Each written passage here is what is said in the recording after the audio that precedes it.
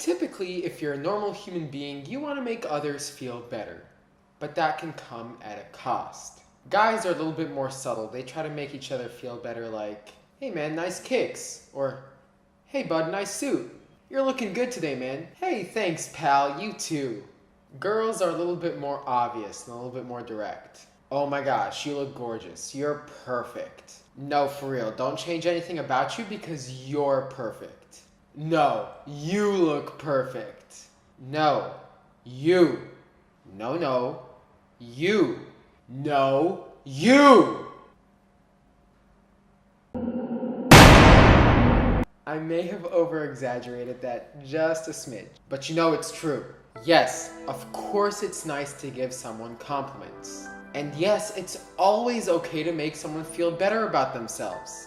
But this shouldn't come at the cost of endangering people's lives. Now this may be a little bit of a touchy subject, so if you're at all faint of heart, exit this video right here, right now. To start off, let's get the disclaimer out of the way.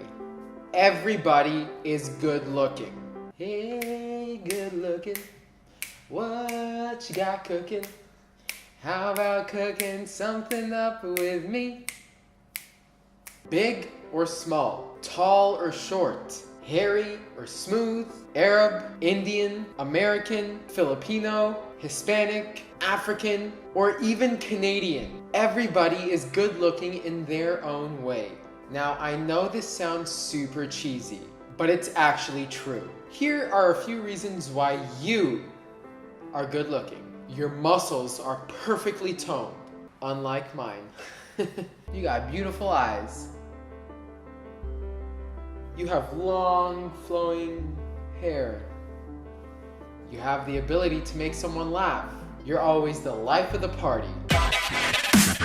You're extremely generous. You're completely compassionate. Your drive, your spontaneity, your dance moves, your charisma, your astoundingly amazing voice, your intellectually savvy mind. Of course, this is not an extensive list, it's just a few of the things that came to my mind instantly. But, here comes the touchy part. You cannot be lying to people for fear of hurting their feelings. When someone is addicted to something, that addiction needs to be addressed before it gets out of hand. And yes, overweight people are absolutely equally as beautiful as the model who walks professionally. But if your addiction to food is controlling your life and or causing your existence to be anything less than, then a change clearly needs to be made. I made the change in myself, but I made that change when I was around 21 or 22. I wish more people would have been brutally honest with me sooner. And I wish I would have listened to those who were brutally honest with me and allowed myself to become healthier before I got to that extreme point of obesity that I was at. I had gotten to a stage where it was hard to go on walks. Standing for just a couple hours would put so much pressure on my ankles that I couldn't walk the next day. And just bending over to tie my shoes would literally put me out of breath. All of that occurred before I was even able to be honest with myself and the direction I was taking my life.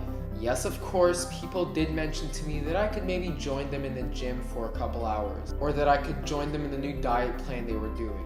But no one told me that my increasing blood pressure was nearing hypertension, or that my legs were hurting because I was actually destroying my joints, or that I was moving in the direction of getting type 2 diabetes, or that if I didn't stop, I would quite literally eat myself to death. So I have 2 letters that I would like to read out for you right now. I'm just gonna write them on this napkin real quick.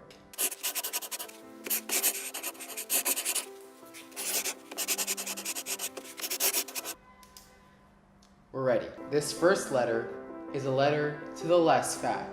Because we're all fat. Whether you have 33% body fat or 3% body fat, you still have body fat, so you're fat. We're all fat. Everybody's fat, okay? So stop making fun of someone who's just more fat than you are fat, because you're fat. So this is to the less fat. Dear less fat people, if you really care about someone, you will be honest with them about their health. And you will do everything you can to save his or her life, but you will do so lovingly, and not judgmentally, because that turns us off. But if you see an unhealthy habit or addiction forming in the life of someone that you love, or in the life of someone that you care about, let them know that you are there to help them through whatever it is they're going through, and that you are there to support them through whatever journey they decide to take. And now for the fatties. You know, my high school best friend and I used to call each other FFL, fatties for life.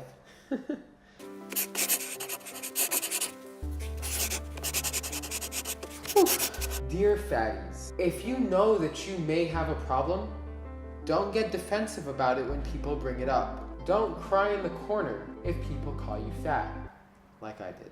Instead, own up to it. Show them that you are stronger than your addiction. Please be receptive to help from others. Don't be standoffish all the time. It's not healthy. Hope I didn't offend or turn off too many people with this video. Thank you so much for watching. Before you leave, don't forget to comment, like, subscribe, and hit the notification bell. Once again, thank you guys so much for watching, and always remember to keep smiling and feel fit, family and friends.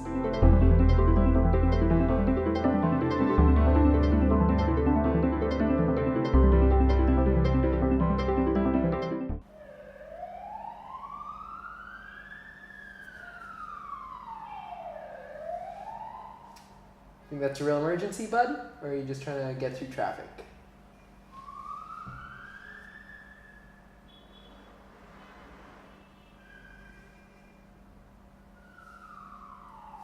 Okay, now you're just playing with me. Not appreciating it.